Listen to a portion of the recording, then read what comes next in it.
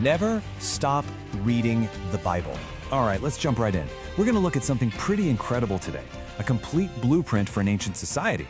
I'm talking about a legal code that covers everything, from how you fight a war to how you run your household. It's this fascinating window into how a culture tried to define itself, right from the very beginning. I mean, think about it for a second. How do you build a society from the ground up? What are the absolute essential rules you need? Well, the text we're looking at gives a really detailed answer. It lays out this whole vision for a community with a super specific identity. So let's dive in and see how it's supposed to work. Okay, so here's how we're going to break it all down. First, we'll start on the front lines with the rules of engagement.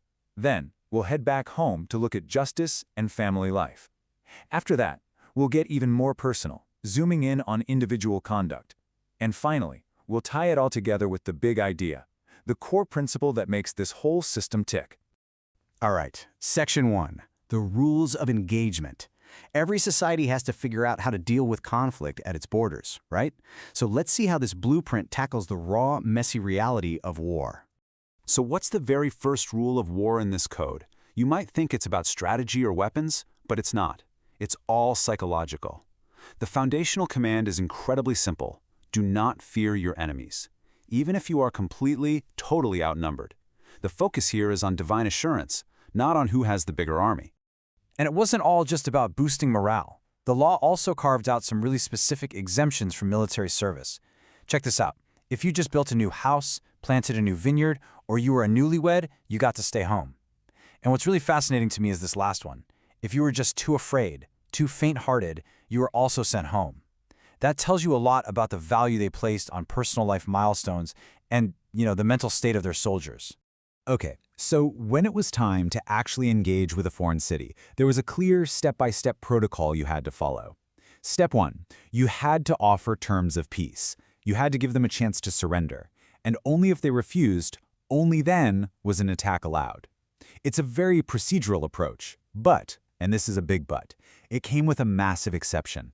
And this is where things get really interesting, because the code basically had two completely different sets of rules. For distant cities, you offer peace. If they surrender, they just become subjects. Simple enough. But for the local Canaanite nations, it was a totally different story. The command was complete destruction.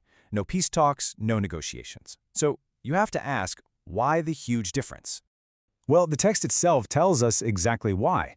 This incredibly harsh command was seen as a kind of spiritual firewall. The stated reason was to prevent the community from being contaminated by what it considered the corrupt customs and idolatry of its immediate neighbors. It was about cultural and religious survival, no matter the cost. Okay, so let's pull back from the battlefield and look at what's happening inside the community. This brings us to Section 2, Justice and Family Order. These are the laws meant to keep everything stable at home. So here's a scenario. A murder has been committed, but nobody knows who did it. What do? Well, this legal code lays out a really unique public ritual for atonement. The point wasn't to find a scapegoat. It was about the entire community taking collective responsibility to, in their view, ritually cleanse the land from the guilt of that unsolved crime. And the laws really dug into all sorts of domestic situations, trying to bring order to what could be some pretty messy stuff. For example, there were specific rules for marrying a female captive from war. They clarified that the firstborn son gets the primary inheritance, no matter which wife was his mother, to stop family feuds. And they even mandated respect for the dead, saying that an executed criminal's body couldn't be left hanging overnight. Now, some of these laws are, they're pretty jarring for us to read today. Take this one. The punishment for a son who was deemed stubborn and rebellious was death by stoning. I know, it's extreme, but it just goes to show you the absolute non-negotiable importance this society placed on parental authority and family structure. To them, breaking that down was a crime so serious it threatened the whole community. And just like with the rules of war, the text gives a very specific reason for this. The purpose of a punishment that severe wasn't just about retribution. It was seen as a way to purge the evil from the community. It was a drastic measure, for sure, but in their eyes, it was about protecting the integrity of the entire society.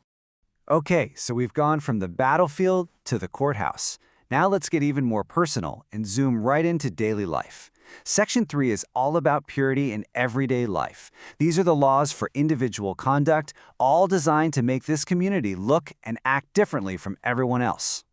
And I mean, these rules touched everything. They were all about shaping the community from the inside out. You had rules that basically said you have to help your neighbor when they're in trouble. You had rules that created clear social lines, like men and women having to wear distinct clothing.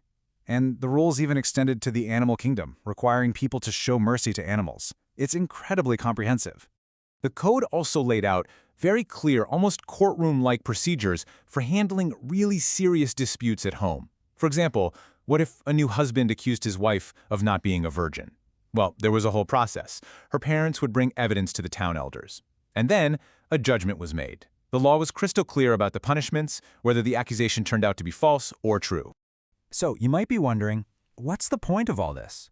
Why all these super specific rules about clothes and neighbors and marriage disputes? It can seem kind of random, but the text suggests it's not random at all.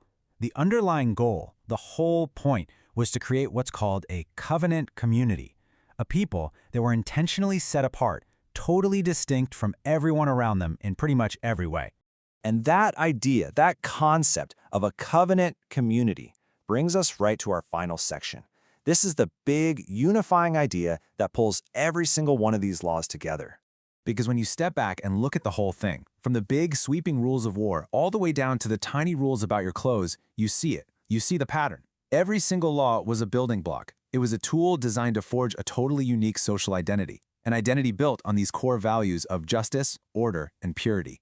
This wasn't just a random list of do's and don'ts. It was a blueprint for creating a nation. And that really leaves us with a big question to chew on, doesn't it? When you look at an ancient blueprint like this, it forces you to think, what do a society's laws, any society's laws, including our own, right now, what do they reveal about what we really value deep down? It's something powerful to think about. This explainer was brought to you by the Center Studio.